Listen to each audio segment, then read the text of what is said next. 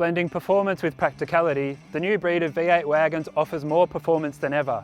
But with this Mercedes-AMG C63S costing over $100,000 more than the SSV Redline, surely our local hero is worth a second look. The SSV Redline wagon represents the end of an era in Australian motoring, but Holden is going out with a bang and not a whimper, adding a whopping 6.2 litre V8 boasting 304 kilowatts of power and 570 newton metres.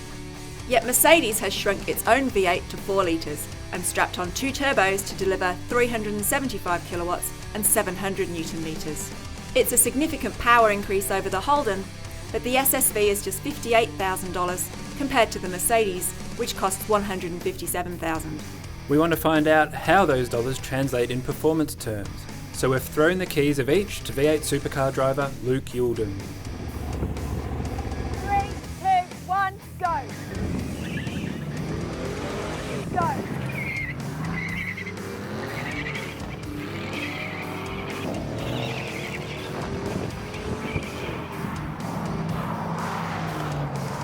Okay, so Luke, you've given both cars a number of runs. How do they compare?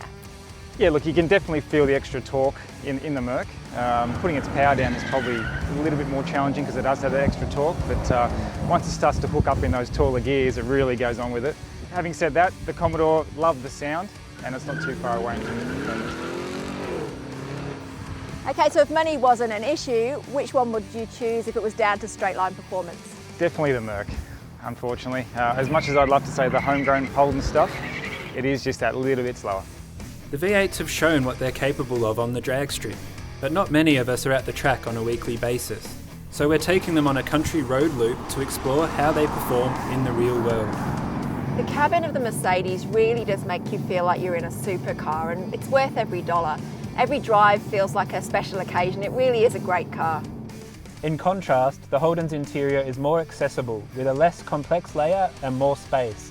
It does lag in fit and finish, however. First thing I notice is the difference in quality and feel of the interior. Bigger hugging seats, a lot more in the Merc, smaller steering wheel, nice suede grips. Everything feels a little bit racier and a little bit more purposeful in this car. In comparison, the Commodore, not quite as good a quality interior, let's be honest, with 100 grand less in the budget there. You'd probably expect some deficiencies in some quality, I guess, and the interior is probably an easier one. What I noticed, the big difference is in the engines. When we get to the third and fourth gears, when you're not traction limited, the extra power and torque of the turbos really does start to push the Merc along a little bit. So the Mercedes just has that typical German feel with the controls. Everything's a bit smaller, a bit lighter, a bit more responsive. The Commodore in comparison just feels a bit heavier, doesn't respond quite as well, just a fraction off, but for 100 grand less, it's got to go somewhere.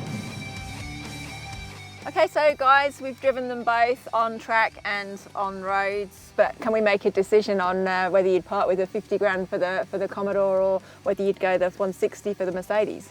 To me, no. I'd stick with the homegrown product for sure. Yeah, I try to justify the Merc's obviously a much more complete car for me.